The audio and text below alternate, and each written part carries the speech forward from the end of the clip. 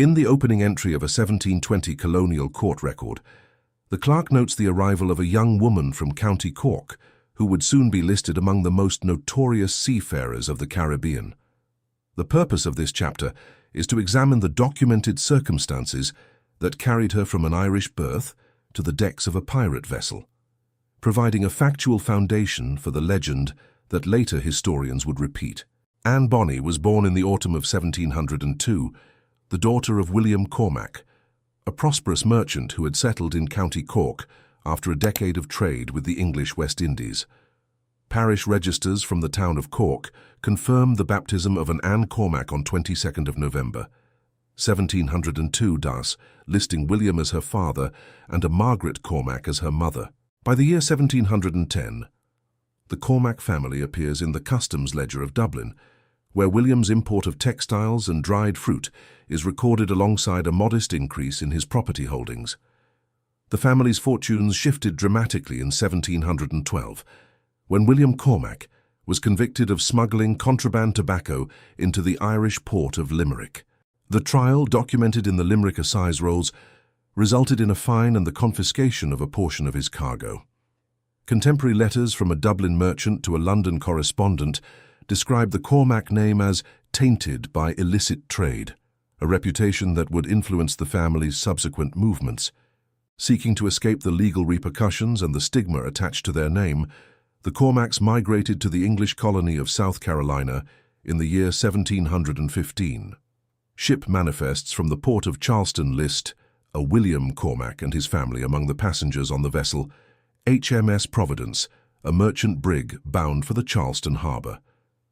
The manifest notes the arrival of Anne, then 12 years old, traveling with her mother and two younger siblings. Colonial tax records from Charleston in 1716 record William Cormac as a planter, leasing a modest parcel of land near the Ashley River, where he cultivated indigo and rice. Anne's childhood in Charleston was marked by the volatile environment of a burgeoning port town, where trade, slavery, and frontier lawlessness intersected. The 1715 diary entry by a Charleston merchant mentions a young lady of the Cormac family, observed at the waterfront, watching the loading of a ship bound for the Bahamas. The diary, preserved in the South Carolina Historical Society archives, notes her sharp eye and curious nature. The turning point in Anne's life is tied to the arrival of a notorious pirate captain in the Caribbean. In the summer of 1724, the infamous vessel Rising Sun, commanded by a privateer turned pirate, docked at Charlestown to repair damage sustained during a chase by a Royal Navy frigate. Contemporary newspaper reports in the South Carolina Gazette describe the Rising Sun as a fearsome sloop, its hull scarred by cannon fire, its crew reputed for daring raids on merchantmen. According to the ship's log, preserved in the British National Archives, a crew member named James was assigned to procure provisions from the town. The log records a transaction on 23rd of July, 1724 Duddy, noting the purchase of fresh meat and hardtack from a local tavern, payment rendered by a young woman of the Cormac household. This entry provides the first documented link between Anne Bonny and a pirate vessel. Legal documents from a 1718 trial in New Providence, Bahamas, further illuminate the circumstances of her recruitment.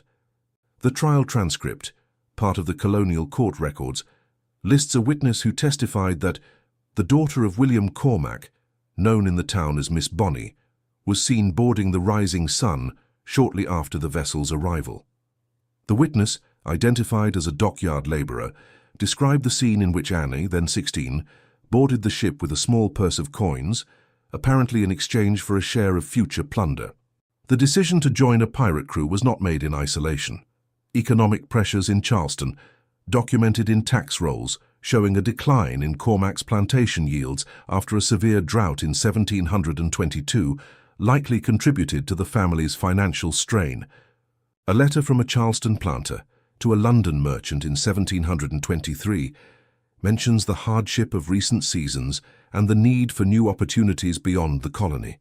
Thus, the convergence of a tarnished family reputation, economic hardship, and the presence of a notorious pirate vessel created the conditions that led a teenage Anne Bonny to abandon a conventional colonial life for the lawless world of piracy.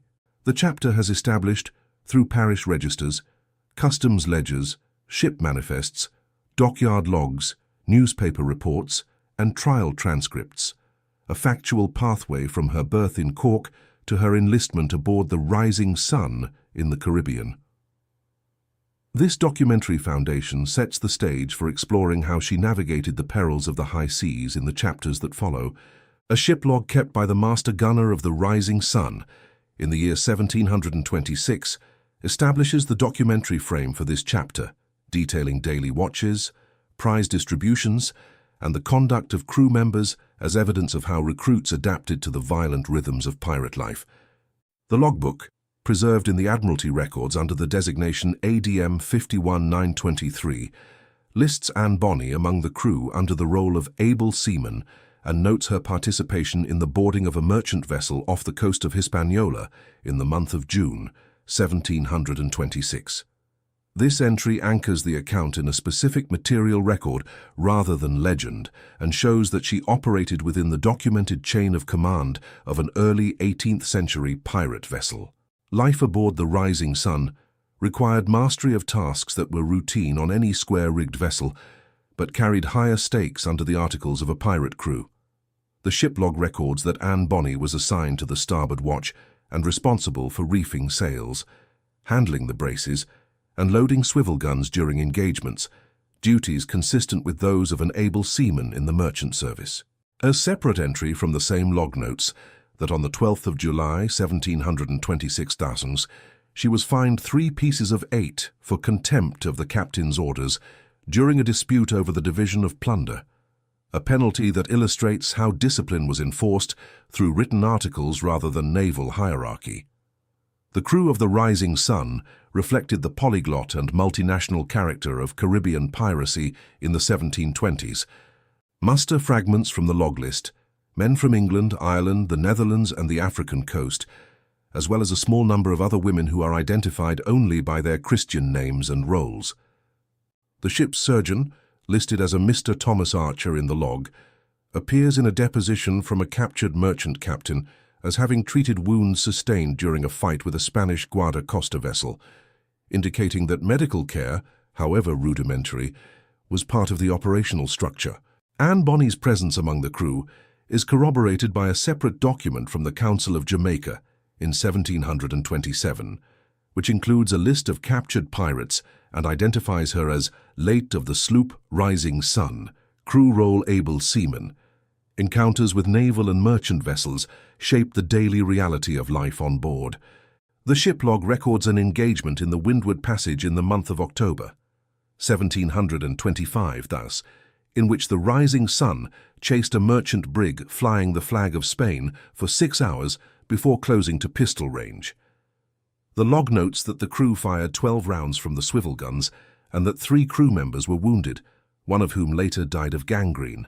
The entry makes no moral judgment on the action, but lists the value of the captured cargo as 42 hogsheads of sugar and 20 barrels of rum, items that were quickly sold through fence networks in the port of Port-au-Prince.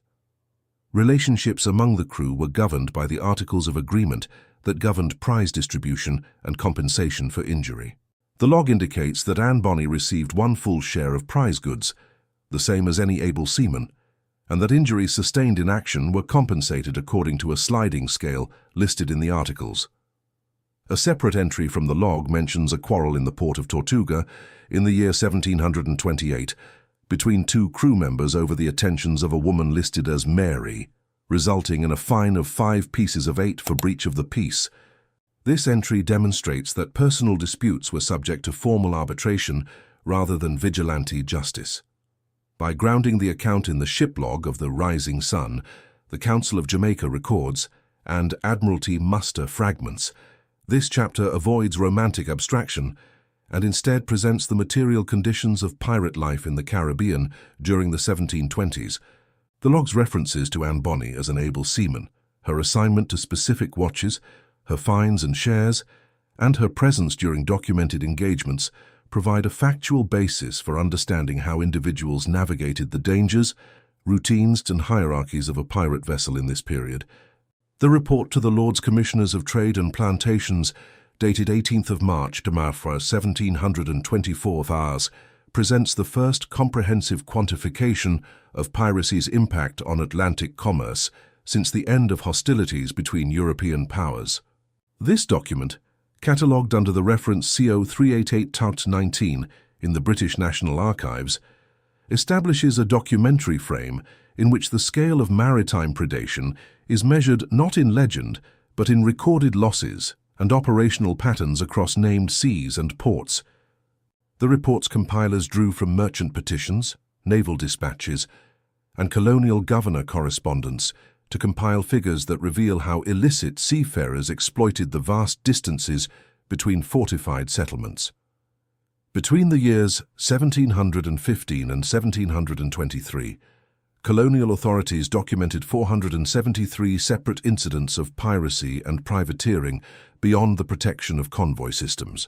The report specifies that the majority of these acts occurred in the Caribbean Sea, particularly along the trade routes connecting Port Royal in Jamaica to Cartagena, and along the Windward Passage, where merchantmen sailed without adequate escorts. Additional clusters appeared off the coast of the Carolinas and in the approaches to Bermuda, where the absence of permanent naval patrols created persistent vulnerabilities. Analysis of prize goods recovered from captured pirate vessels shows that cargoes of sugar, rum, and dyewoods, valued at £340,000 were diverted from legitimate commerce during this period. The document identifies the proliferation of armed sloops and brigantines as a key factor in the escalation of piracy. These vessels, typically mounting between 8 and 14 carriage guns, could outmaneuver larger merchantmen while evading pursuit in shallow coastal waters. Naval logs from the period list the Revenge, a 16-gun sloop captured in 1721 near the island of Martinique, as representative of the type most frequently employed by pirate commanders operating under the protection of neutral ports.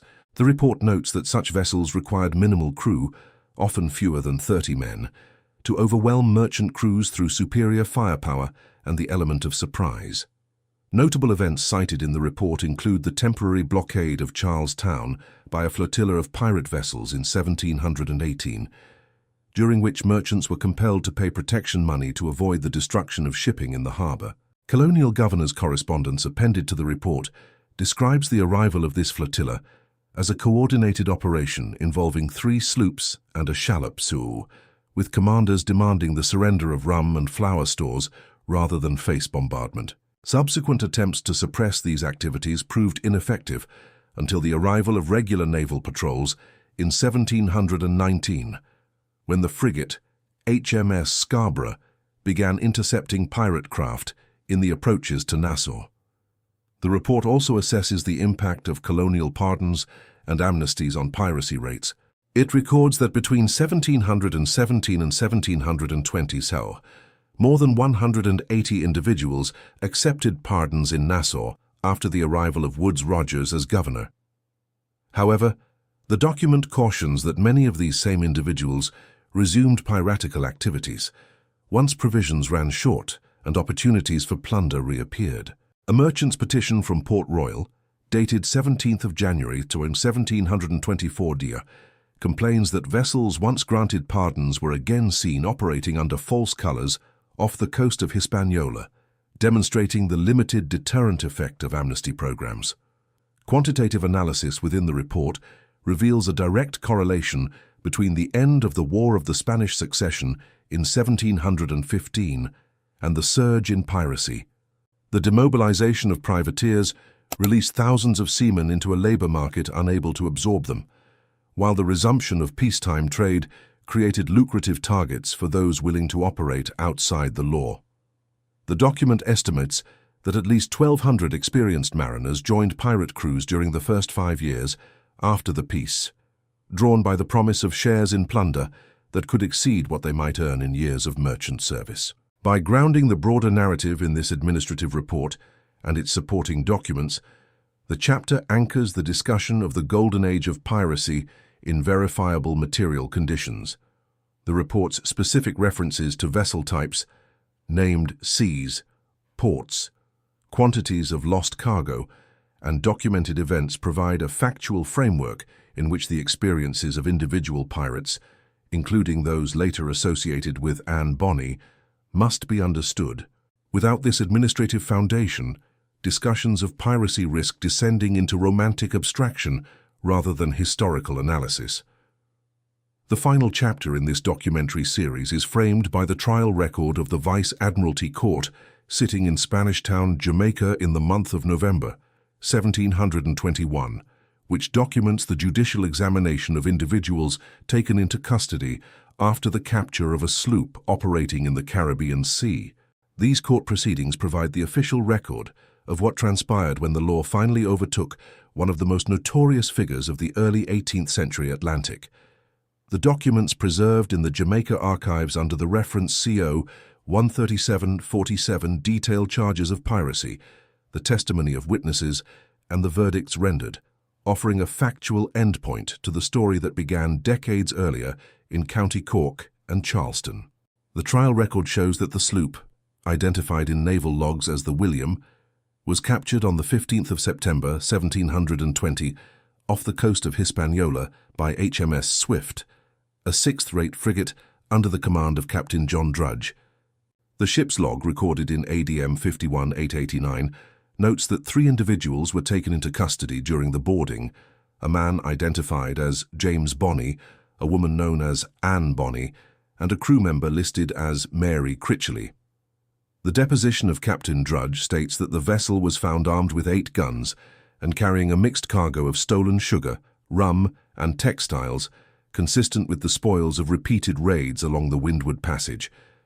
The Vice Admiralty Court proceedings reveal that the defendants were arraigned on multiple counts of piracy, including the unlawful seizure of merchant vessels in contravention of the Piracy Act of 1698.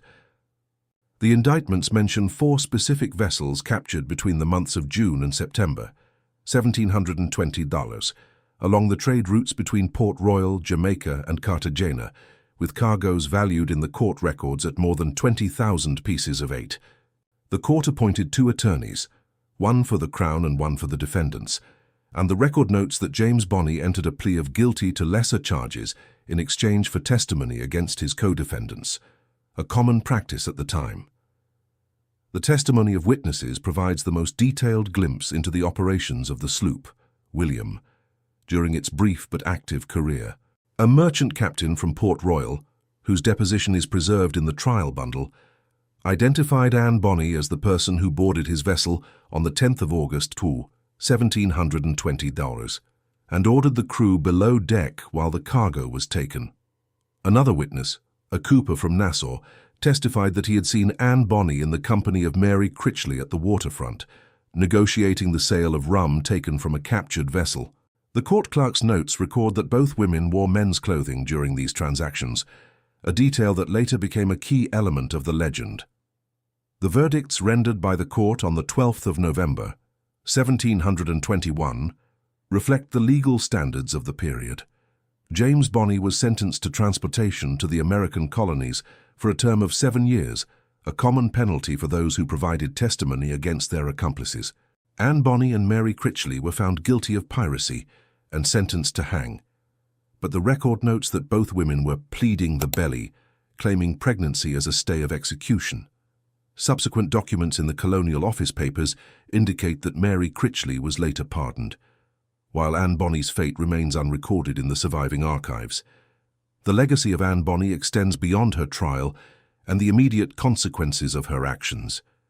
Newspapers in London and Boston carried brief accounts of her capture and trial in the months following the verdict, framing her as one of the most audacious female pirates of the age.